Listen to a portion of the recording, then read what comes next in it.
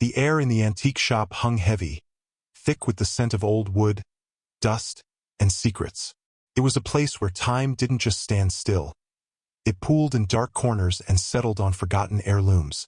For a woman named Elara, this was her sanctuary, a refuge from a life that felt, for all its quiet suburban comforts, strangely hollow.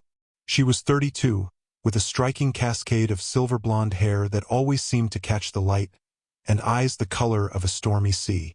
She'd been adopted as an infant, a fact she'd always known and had always been comfortable with. Her parents, Margaret and Robert, were loving, if a little formal. They'd given her a good life, a life of stability and opportunity. But lately, a restlessness had taken root deep within her, a vague sense of a missing puzzle piece. The day everything changed was as ordinary as any other. Elara was helping her mother, Margaret, clear out the attic. Margaret had recently been diagnosed with a degenerative neurological condition that was slowly, cruelly, stealing her memories. It was a devastating process, watching the woman who had always been her anchor become a stranger in her own home. They were going through Margaret's things, sifting through a lifetime of photographs, old report cards, and forgotten trinkets. It was a morbid treasure hunt, each item a fleeting memory of a life that was slowly fading. Elara held up an old, frayed journal. "Mom, do you remember this?" she asked gently, her voice soft. Margaret just looked at her blankly, her eyes unfocused. "I don't think so, dear," she murmured, a flicker of confusion crossing her face before it vanished. Elara put the journal back and reached for a dusty wooden chest tucked away in a dark corner. It was surprisingly heavy, bound with a rusted iron clasp. "What's in here?" she wondered aloud, as she struggled with the latch. "Oh, that's just some old papers," Margaret said, her voice now distant. But as Elara pried it open, a cascade of envelopes spilled out. They weren't just any envelopes. They were addressed to Margaret, but the return address was a name Elara had never seen before: Amelia Jones. The handwriting was neat, elegant, and filled with a sense of urgency. Elara picked up the top one. It was dated a month after her own adoption. Inside, there was a letter, but it wasn't a casual note. It was a plea. "Please, Margaret," it began. "Let me know how she's doing. I just need to know she's safe." The letter was signed, Amelia, her birth mother. A cold, hard knot formed in Elara's stomach. She felt the blood drain from her face. This was impossible. Her mother, Margaret, had always told her that her birth parents had wanted a closed adoption, that they had wanted no contact. This letter was proof of the opposite. She flipped through the stack of envelopes, her hands trembling. There were dozens of them, spanning years, decades even. Each one a desperate message, a question, a plea for a connection that had never been granted. The most recent one was from just a few years ago. "I'm not doing well," it said. "I just want to see her, just once, before my time is up." The letters weren't just hidden. They were buried. Buried under a lifetime of her adoptive mother's lies. The weight of the betrayal was staggering. It wasn't a small deception. It was a fundamental lie about her very identity, about her origins. It wasn't just that her birth mother had wanted to be in touch. It was that she had tried, over and over again, for years, only to be met with a cold wall of silence. And that wall had been built by the woman she called Mom. The woman who was now standing next to her, her face a blank canvas of forgotten memories. The irony was a cruel, sharp blade twisting in her gut. How could she confront a woman who no longer remembered what she had done? Elara's mind raced, a whirlwind of anger, confusion, and a profound sense of loss. All those years, her birth mother, Amelia, had been reaching out, thinking of her, wondering about her, while she, Elara, had gone through life believing she was an unwanted child of a closed adoption. The lie had not only affected her, but had denied her birth mother the comfort of knowing her child was safe and loved. The pain of her birth mother's unanswered pleas, now echoing through the attic, was a heavy cloak she couldn't shake off. Each letter a ghost of a connection that could have been. A bond that had been severed not by distance, but by deliberate, malicious intent. She looked at Margaret, whose eyes now held a fleeting spark of recognition, a flicker of something she couldn't quite place. Was it guilt? Or was it just the cruel disease playing tricks on her mind? Elara was standing on the precipice of a truth that would shatter her world, and she had no idea how far the deception went. The letters were like a set of keys, each one unlocking a new door to a past she never knew existed. Elara carefully stacked them, the paper rustling like whispers from the grave. She couldn't bring herself to confront her mother, not in her current state. Instead, she took the chest and all its contents to her own apartment, a quiet space in the city that felt a million miles away from her childhood home. She laid them out on her living room floor, a timeline of stolen years. The early letters were filled with hope, with questions about her first steps, her favorite toys, her health. The later ones grew more somber, tinged with a deep, heart-wrenching sadness. "I just hope she's happy." One of them read, the words a physical ache in Elara's chest. "I pray she knows I never stopped loving her." The last letter, the one from just a few years ago, was written on a thin, almost translucent paper. It spoke of a failing heart and a final, desperate wish for a reunion. "Please," it begged, "don't let me go without seeing her." Elara's life, once a picture of quiet contentment, was now a portrait of betrayal. Her father, Robert, had to know. How could he not? A lie this big, this profound, couldn't have been kept by one person alone. But Robert was a man of quiet authority, a rock in her life. He was a retired professor, his study filled with books and a stoic silence. She had to talk to him to unravel this web of deceit. The confrontation wasn't going to be easy. She drove to her parents' house, the familiar route feeling foreign and menacing. When she arrived, her father was in his study, a pipe in his hand, a book open on his lap. He looked up, his brow furrowed with concern. "Elara, what's wrong? You look pale." She didn't mince words. She held out one of the envelopes, the one with Amelia's name on it. "Dad," she said, her voice a raw whisper. "Who is Amelia Jones?" Robert's face, usually so composed, crumbled. The color drained from it, leaving him looking older than his years. He put his pipe down with a shaky hand. "Where did you get that?" he asked, his voice barely audible. "In the attic, in a chest. There are dozens of them. From my birth mother." The silence in the room was deafening. He didn't deny it. He just sat there, defeated, the weight of the years-long deception finally crashing down on him. He began to speak, his voice a low, gravelly monotone. He told her a story that was far more twisted than she could have ever imagined. Margaret hadn't just hidden the letters. She had orchestrated a web of lies to keep her birth parents at a distance. Margaret and Robert had struggled to have a child. After years of heartbreak and failed attempts, they turned to adoption. Margaret, in her desperation, had become obsessed with the idea of having a child who would be theirs completely, with no one else to claim a piece of her. When they met Amelia, a young, artistic woman who had found herself in an impossible situation, Margaret saw her opportunity. Amelia had agreed to a semi-open adoption, wanting to receive letters and photos, a way to stay connected from a distance. But Margaret, consumed by her own fears and insecurities, had secretly intercepted every single letter. She had also written a few letters back, forged in Elara's name, claiming to be happy and settled, but asking them to stop writing, to let her move on with her new life. A brutal, cruel lie designed to sever a connection that should have been hers. Robert admitted he had known for a while. He had found a few of the letters years ago and confronted Margaret. But she had been so convincing, so manipulative, that she had made him believe it was for Elara's own good. She had painted a picture of a disturbed birth mother who would only cause chaos and confusion in their daughter's life. He had been a silent accomplice, a man too afraid of his wife's rage and too easily swayed by her supposed logic to do the right thing.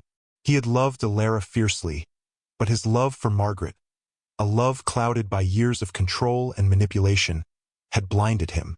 He had been complicit in this monstrous lie, a lie that had stolen a lifetime of connection from both Elara and her birth parents. The man she had looked up to, her anchor, was just as complicit as her mother. The betrayal was now a two-pronged attack, a double-edged sword. She had not only lost the illusion of a kind, loving, adoptive mother, but she had lost the respect for her father she had always taken for granted. The revelation about her father's complicity was a final, devastating blow. It wasn't a secret shared. It was a conspiracy against her. Elara felt a profound sense of isolation, as if the very foundation of her world had been built on quicksand. Her parents, the people she trusted implicitly, had been living a lie for over 3 decades, and she had been the unwitting pawn in their twisted game. The letters, once a source of hope, now felt like evidence in a cold case. She had to find Amelia.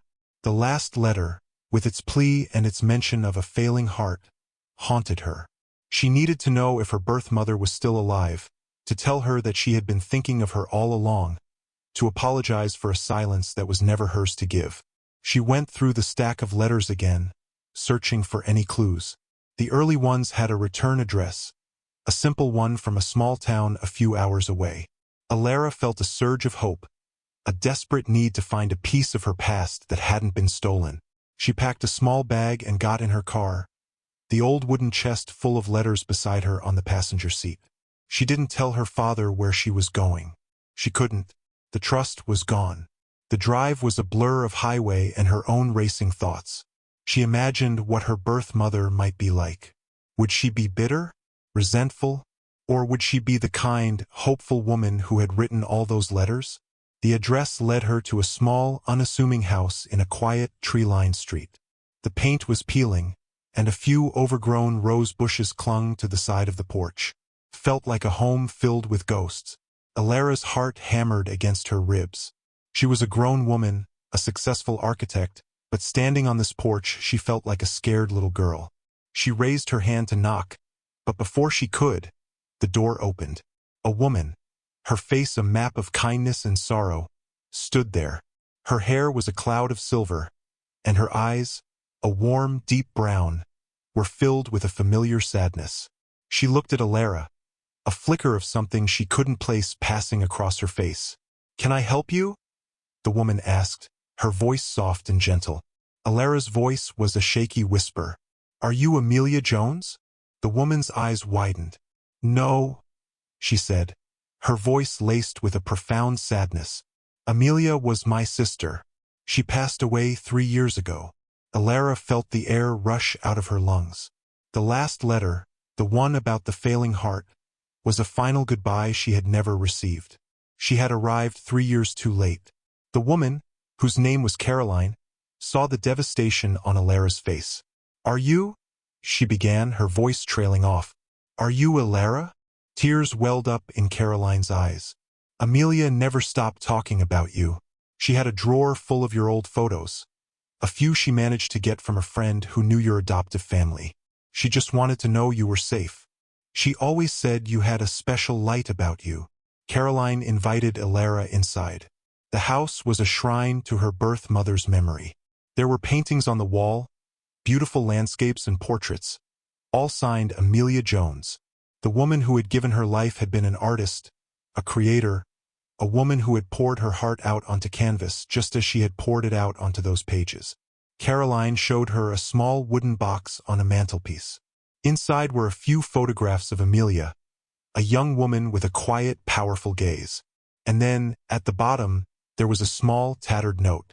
"If anything ever happens to me," it read, "please make sure Elara knows. She's my greatest masterpiece." The note was signed with a simple, elegant flourish. The weight of her adoptive mother's lies grew heavier. Not only had she hidden the letters, but she had stolen the chance for Elara to know her birth mother, to see her art, to hear her voice. She had stolen a final goodbye, a moment of closure that could have soothed both their hearts. Caroline explained that Amelia had been heartbroken by the lack of response to her letters. She had spent years believing that her daughter, the child she had given up with such a heavy heart, had rejected her. The last few years of her life had been a quiet, lonely affair, filled with a deep sense of loss. She had created beautiful art, but a piece of her soul had been missing. The revelation was a bitter pill to swallow. Elara had always felt a sense of incompleteness, and now she knew why. The lie had not only robbed her of a connection but had slowly chipped away at her own sense of self, leaving her feeling adrift in a world she thought she knew. Elara stayed with Caroline for a few days, poring over old photo albums and listening to stories about Amelia. Caroline painted a picture of a vibrant, passionate woman, an artist who saw the world in a way others couldn't. Amelia had a habit of leaving small notes in her paintings, little hidden messages that were only visible under a certain light. She always said she was leaving a trail for you, Caroline said, a small, sad smile on her face, a way for you to find her, even if you never did. Elara felt a profound sense of connection, a bond with a woman she had never met, a woman who had been searching for her from a distance all her life. The pain was still there, a constant ache in her chest, but it was now laced with a new kind of gratitude. She had found a piece of her past, a piece that was waiting for her all along. The final piece of the puzzle came from a painting in Amelia's studio. It was a large, unfinished canvas of a stormy sea, much like the color of Elara's eyes. Tucked away in a small compartment on the back of the frame, there was a worn, leather-bound book. It was Amelia's personal journal, filled with her thoughts, her hopes, and her fears. Elara opened it, her hands trembling. The first entry was a letter to her, written a month before she was born. To my little Elara, it began, I pray you have a life full of joy and love. I pray you are happy. I hope one day you find this and know that my heart has always been with you. The journal was a lifeline, a direct connection to a mother she had lost. The last entry, dated just a week before her death, was a single, poignant sentence. I wonder if she ever knew how much I loved her. The weight of the lie was finally replaced with the solace of truth. Elara realized that while her adoptive mother had stolen the opportunity for a physical connection, she could never steal the spiritual one. The bond between her and Amelia was something stronger than paper and ink, something more resilient than a lifetime of lies. It was in her eyes, in her artistic soul, in the restless spirit that had driven her to find the truth. She was a reflection of the woman she never knew, a testament to her strength and her love. The journey had been painful, but it had led her to a sense of completeness she had never experienced before. She had lost an adoptive mother she thought she knew, but she had found a birth mother who had loved her from the moment she was born. Elara returned home, not to confront her father again, but to forgive him. He had been a man blinded by a love he didn't understand, a man who made a terrible choice, but a man who had also loved her in his own, flawed way. She realized that holding onto the anger would only keep her tied to a past that was not her own.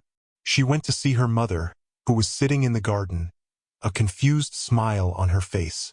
Elara sat beside her, took her hand, and simply said, It's okay, Mom.